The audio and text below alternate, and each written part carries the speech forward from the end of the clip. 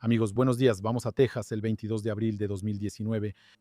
Vamos a cubrir una historia que por su saldo es dramática, pero que tiene muchísimas enseñanzas que vamos a explorar juntos. En la segunda parte del video hablaré brevemente sobre el aspecto jurídico y las responsabilidades de este accidente. Les daré algunas pistas mientras cuento esta historia. Buenas noches. Antes de comenzar, les anuncio que ayer salió mi libro sobre la historia de la implosión del Titán.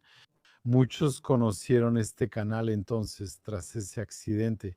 Aquí les compartía detalles técnicos antes de que llegara a los medios convencionales. El año pasado fui al Atlántico, ahí en particular donde ocurrió ese accidente, el naufragio. Y luego durante ese viaje inaugural de un barco que un burro, bueno, empecé a escribir un libro que terminé el mes pasado y que por lo tanto hoy les propongo encontrar en Amazon. En este libro exploro precisamente lo que pasó por la cabeza de Stockton Rush, por quien desarrollé, tal vez paradójicamente, cierto respeto.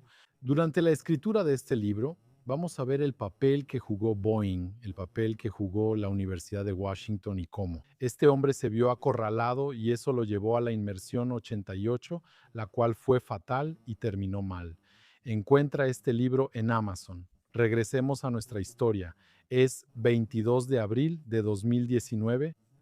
Tenemos un piloto llamado señor Weiss. A los 65 años es vicepresidente senior en una empresa que se llama Raymond James. Este detalle es muy importante. Raymond James, puedes verlo como una pequeña sociedad financiera, una especie de mini JP Morgan si quieres. Y él trabaja ahí como vicepresidente senior, también es un apasionado de la aviación, tiene 5,000 horas de vuelo, lo cual es muchísimo para alguien. No es su profesión, no es una cifra común fuera de pilotos profesionales. Además, tiene 3 aviones. Hoy nos interesa un Beechcraft 58. Es un Beech 58, un pequeño bimotor de hélices, de hecho.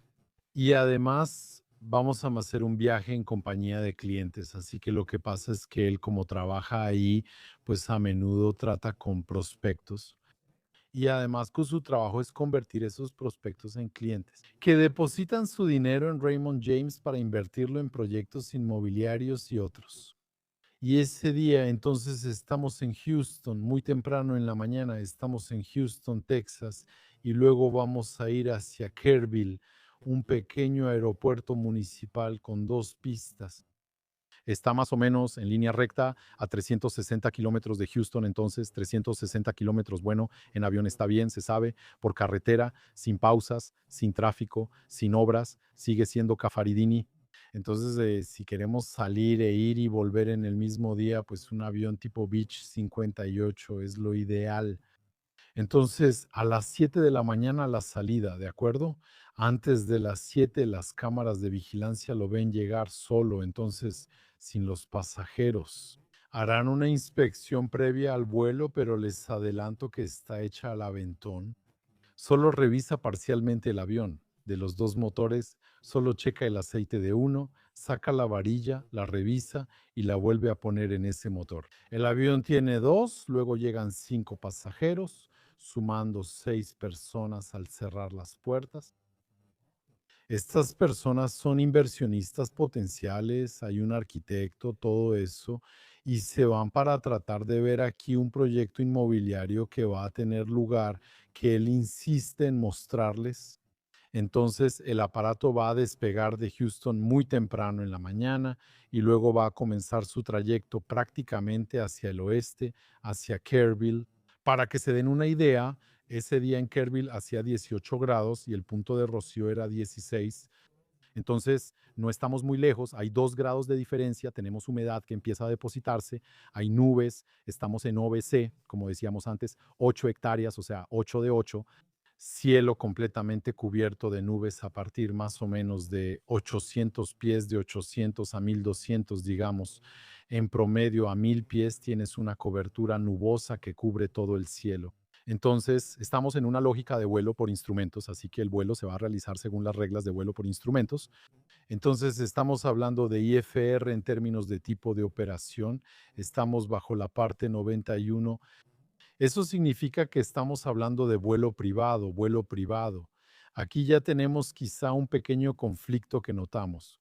Vuelo privado, aunque estamos transportando pasajeros que son prospectos para la compañía. Está volando en su horario laboral, así que surgen dudas. Empezamos poco a poco a ver el tema de la responsabilidad civil. Entonces, lo que pasa, lo que va a ser un vuelo en IFR, y luego aquí se planea una aproximación RNAV, GPS, podríamos usar el GPS porque en algún momento hay que atravesar las nubes. Entonces hay que llegar, descender en las nubes, salir por debajo, ver la pista, por supuesto, y aterrizar. Clásico, nada malo hasta ahora, les voy a decir. Entonces se va a poner feo. Es que el BIF 58 tiene 6 asientos, así que puede transportar a 6 adultos, pero ojo, puede transportar a 6 adultos. Pero vamos a poner un asterisco y vamos a escribir un texto bien chiquito. Te doy un ejemplo, quizá con un avión comercial para que sea más claro. Tomas el Airbus A340. Uno de los problemas de la falta de éxito, sobre todo de los primeros modelos del Airbus A340, es que no podías llenar de pasajeros, llenar de combustible, llenar de carga y luego salir no era posible, tenías que dejar algo. Si querías ir lejos, llevabas pasajeros y combustible, pero dejabas el equipaje para otro vuelo, ¿ves? O llevabas menos pasajeros y llegabas al límite del alcance. Si sales de París a Ginebra, Praga o Londres, está bien. Si quieres ir a Pointe-à-Pitre o Numea, tendremos que hablar de temas difíciles. Es igual. Y para Beach 58 es el mismo problema. Sí, puede llevar 6 pasajeros, pero con 6 estás muy limitado en combustible. Sobre el alcance, si quieres llevar a todos, tendrás que dividir el viaje en dos, hacer escala aquí, recargar combustible y continuar, excepto si estás con clientes. Y que el objetivo ese día es llegar rápido y eficientemente al destino. Si te permites una escala de ida y otra de regreso, bueno, tu viaje se va a empezar a hacer un poco largo, así que hay presión operativa sobre el señor Wise y él va a buscar ayuda.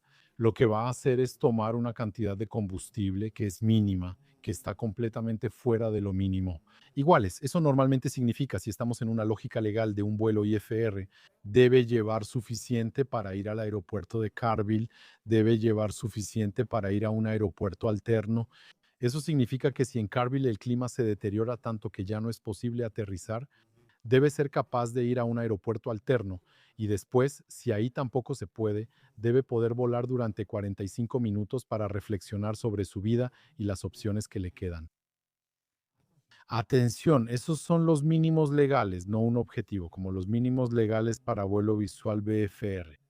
Eso nunca fue un objetivo. Eso significa que si bajas un poco de ese mínimo ya es ilegal. Eso no significa que eso sea lo que debas buscar. En realidad, debes apuntar a un margen personal operativo que debe ser mucho mayor al mínimo. Entonces, ese señor, ese día, lo que va a hacer el señor Weiss, ni siquiera va a prever un aeropuerto alterno y va a calcular una cantidad de combustible mínima. El problema es que los indicadores en los tanques de su Beach no funcionaban muy bien. Nunca en mi vida he visto tanques en un avión monomotor o bimotor de turismo que funcionen. Siempre son indicadores que están descompuestos, siempre se atoran o exageran la cantidad de combustible o la minimizan. No importa, nunca funcionan. En esos aviones la mejor forma de saber cuánta gasolina tienes es verlo directamente al abrir y mirar. Hay tanques y aviones con varillas u otros dispositivos físicos que te permiten verificar sumergiéndolos. La última vez que revisó los tanques fue hace unos 10 días, antes del 22. Luego él calculaba lo que agregaba y consumía, pero no tenía sentido. Hay papeles que escribía, pero no valen nada. No podrás medir exactamente el combustible, pero él sale con lo mínimo. Los pasajeros abordan y despegan sin saber que arriesgan su vida. Ese día confían, tienen más o menos entre 40, 50, 55 años, ¿sabes? Tienen familias, hijos que dejaron en casa y todo eso. y confían en ese tipo pensando que sabe lo que hace, porque él tiene 5.000 horas de vuelo, pero bueno, 5.000 horas de vuelo pueden ser también solo 5.000 horas de vuelo, haciendo tonterías y sobreviviendo por suerte, así que también cuenta. Las horas de vuelo no garantizan nada. Si ves en este canal, el piloto con más horas de vuelo que se estrelló es un capitán de Boeing 757, creo que era el Birken Air, 50.000 horas de vuelo de todas formas. Se estrelló por un detalle, mira el video, se estrelló por un detalle que no tiene absolutamente ningún sentido. Entonces, como decía, despega, hace su trayecto, llega aquí a la zona de Kerrville, entra en las nubes, hasta ahí nada especial, pero pronto sucederá algo importante. Antes te cuento otro detalle. Cuando sale, sale con sobrepeso. El avión está muy pesado y despega con el centro de gravedad muy atrás. El centro de gravedad está demasiado hacia atrás. Entonces, ¿qué pasa si despegamos con sobrepeso y el centro de gravedad demasiado atrás? En general no pasa nada. En general llegamos a nuestro destino.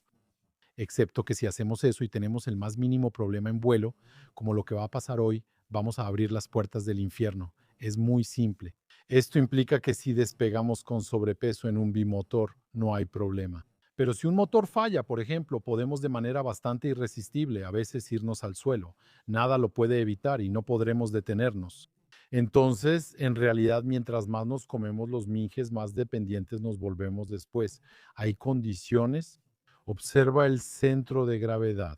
El problema es que si miras el timón de dirección, al fallar un motor, debes compensar la asimetría. Con el timón de dirección, el brazo de palanca del timón de dirección depende de dónde esté el centro de gravedad. Mira este bolígrafo que representa el centro de gravedad, pues si el centro de gravedad se adelanta, ves que el brazo de palanca del timón de dirección esta vez es más grande. Si el centro de gravedad se va hacia atrás, mira, exagero un poco, mira cómo el centro de gravedad, bueno, el brazo de palanca del timón de dirección se vuelve más pequeño. ¿Ves? Más grande, más pequeño. Entonces, si tienes el centro de gravedad que está demasiado hacia atrás, para él era una pulgada, fuera del límite, entonces estaba a 2,5 centímetros fuera del límite, o sea, hacia atrás. Efectivamente, tenía un brazo de palanca del timón de dirección que era débil. Para su información, en las pruebas de certificación auditan el avión y luego salen con pilotos de prueba. Deben hacer pruebas con el centro de gravedad más desfavorable, usualmente el más trasero. Ahí no solo estaba más atrás, sino fuera, en una zona no cartografiada, como se dice. Lo que hace es que llega aquí, entra en las nubes y luego está haciendo su descenso. Faltan unos 10 o 12 kilómetros para aterrizar. Y ahí de repente un motor se detiene, el motor izquierdo se detiene y luego 10 segundos después el motor derecho también se detiene. Entonces, dos motores apagados en las nubes. Entonces, claramente hay muy pocas personas que han conocido la prosperidad en su vida partiendo de condiciones iniciales así. Entonces, es una situación difícil, por supuesto. Ahora te digo algo, te voy a mostrar una ecuación que dice que este piloto debe estrellarse ese día. Mira, te pongo una curva así, aquí tenemos, vamos a llamarlo competencia, no digo competencia humana general, digo competencia alegría. Todos somos competentes a veces e incompetentes otras. Quien es competente la mayor parte del tiempo es considerado competente. Y la persona que vamos a etiquetar como incompetente es la que es incompetente la mayor parte del tiempo. Bueno, hay algunos que son incompetentes de tiempo completo, esa es una categoría aparte, pero nos entendemos. Entonces, mira cuál es la habilidad necesaria para evitar terminar en esa situación, honestamente. Es complicado para alguien. No salir con un avión sobrecargado, llevar suficiente combustible para llegar al destino, ir a un alterno, volar 45 minutos, agregar una reserva de ruta, una reserva personal. Es complicado, honestamente. Un niño de 10 años puede hacerlo, así que en cuanto a habilidad estamos relativamente bien, ¿de acuerdo? Ahora, ¿qué significa eso? Si alguien, a pesar de todo, cae en eso, significa que su nivel de habilidad está por debajo, está en algún lugar ahí necesariamente, está por debajo de ese nivel, que de por sí ya es muy bajo. ¿Cuál es el nivel de habilidad necesario para salir de una situación así? Avión sobrecargado, centro de gravedad atrás, gran lío y 2 motores apagados. Eso es un nivel de habilidad que no es de este mundo. Quiero decirte, lo voy a poner ahí. No es una escala, sino una logarítmica. Si quisiera una escala lineal, ¿verdad? Ese estaría aquí y la línea azul que está ahí estaría en el espacio. Solo para decirte, entonces, para salir adelante, hay que estar ahí. Entonces, ya ves, y eso es un gráfico que podemos aprovechar en muchas situaciones de la vida. Ves bien que si entras en este problema, si nuestro piloto entra en este problema aquí, es que nunca podrá salir de él, porque los tipos capaces de salir de historias así, generalmente ni siquiera las hacen, ni siquiera se meten en ellas. ¿Ves? Es la paradoja de las situaciones. Son extremadamente peligrosas. Como decía, dos motores se detienen. Así que situación delicada. Por milagro encuentra algo de combustible, arranca el motor número uno y logra encenderlo de nuevo. Está bien, pero hay algo importante que hacer. Hay una lista de verificación y eso en realidad es algo que hay que hacer. De memoria, de inmediato, no un motor, de inmediato lo que hay que hacer es poner la hélice del motor averiado en bandera. Si no ponemos en bandera, la hélice girará en vacío y frenará el avión. No conozco muchos bimotores que vuelen con una hélice en vacío. No digo que no exista, no estoy aquí para hablar en absolutos, no digo que no exista, eso tal vez exista. Estoy seguro de que hay una excepción, pero la mayoría terminan en el suelo, de acuerdo, eso está claro, sobre todo cuando tienen sobrepeso. Ok, además hay que recoger el tren de aterrizaje y retraer los alerones. Entonces, señor Leslie, tren y alerones extendidos, tornillos girando. ¿Ves lo que quiero decir? No se puede, no es posible salir de eso. Entonces, el avión empieza a caer bastante bruscamente, empieza a descender, sale por debajo de las nubes y después lo que hace es que va a empezar a querer frenar su caída, va a empezar a frenar su caída, es decir, jalar un poco la palanca para frenar su caída. Y ahí lo que van a hacer es que va a pasar por debajo de una velocidad, tiene la velocidad mínima. El manual indica mantener al menos 100 nudos, 186 kilómetros por hora, una cifra redonda y fácil de recordar. Esto permite mantener el control con el timón de dirección. En su caso, como el centro de gravedad estaba demasiado atrás, probablemente la velocidad mínima, la VMC, que creo que en este aparato, se los digo de memoria, creo que es 85 nudos. 86 nudos no habría sido suficiente, porque la velocidad VM, que es la que está definida en los documentos, parte del principio de que el centro de gravedad está lo más atrás posible, pero siempre dentro de los límites. Él, al estar fuera, debe imaginar una UMC mayor. Eso es diferente. Entonces, lo que va a hacer el señor es que se va a encontrar en una situación donde el avión no responde. Eso significa que después de un momento hay una asimetría. Al frenar la caída del avión y jalar la palanca, baja la velocidad y el avión se inclina. Se inclina y él corrige. Entonces, cuando corriges en un avión que se está inclinando, no corriges con la cabeza, no haces eso, no haces eso para corregir, no sirve de nada, no son tus ojos. El problema, de hecho, la palanca y el timón, el problema es que si no tienes la velocidad, si estás por debajo de la BMC, te sales completamente. A veces arruinas tu expediente porque se nota. Entonces, lo que va a pasar es que el avión se va a inclinar, se va a inclinar, se va a inclinar, se va a inclinar, va a caer. Así es, va a caer, van a llegar. Cuando ves el impacto en el suelo, por eso estamos aquí hoy, tiene un impacto en el suelo. Si ves el impacto en el suelo, hay varias características interesantes. El avión, los pases, además veremos mi derecho.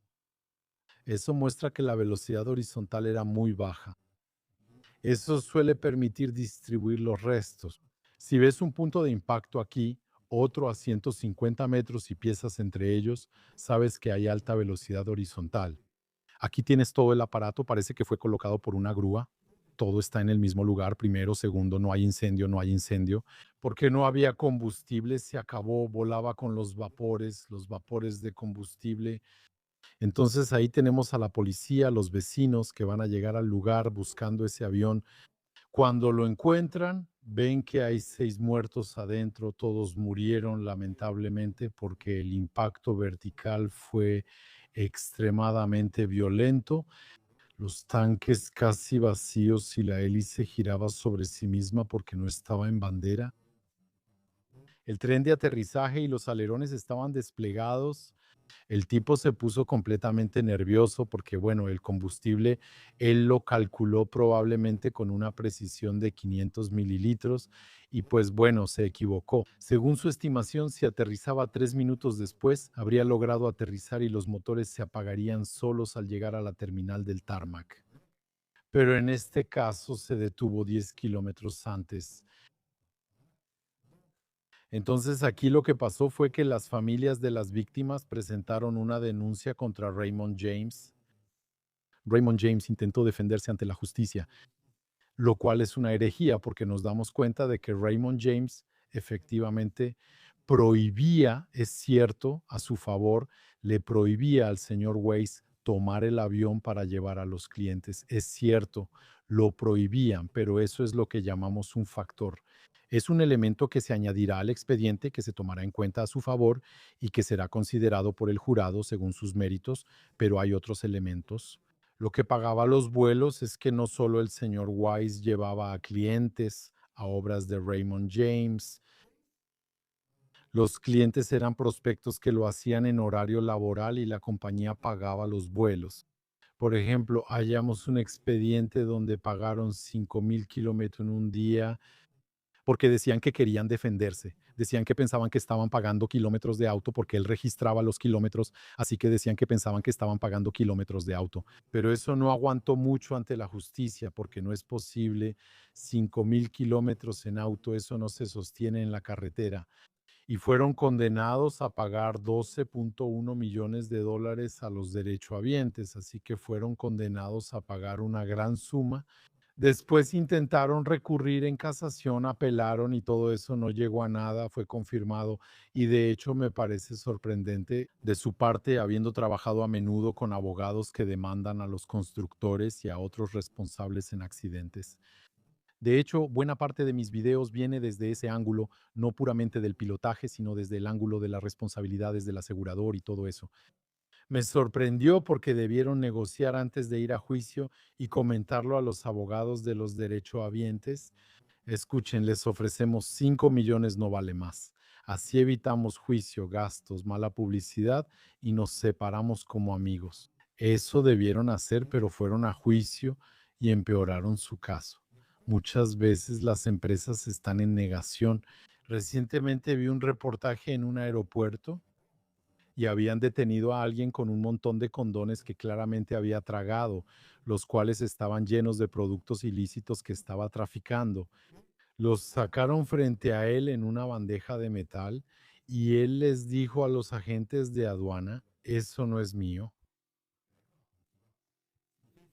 No quisieron admitirlo, pero el jurado no se dejó engañar. Había una zona gris y todos sabían sin admitirlo. Este punto es clave. La empresa no podía excusarse solo diciendo que va contra su reglamento. El tipo lo hacía desde hace años y todos lo sabían. Ustedes reembolsaban los kilómetros. Dijeron que estaba prohibido solo para cubrirse. Eso es todo, amigos. Gracias por ver este video hasta aquí. Les recuerdo que el libro del tiempo está disponible en Amazon. Y bueno, nos vemos en el próximo video. Gracias de nuevo a quienes apoyan este canal en Patreon y en la suscripción de pago de YouTube. Son esas personas, además de quienes compran el libro, quienes pueden mantener este canal a flote y traerles más y más y más videos. Hasta muy pronto.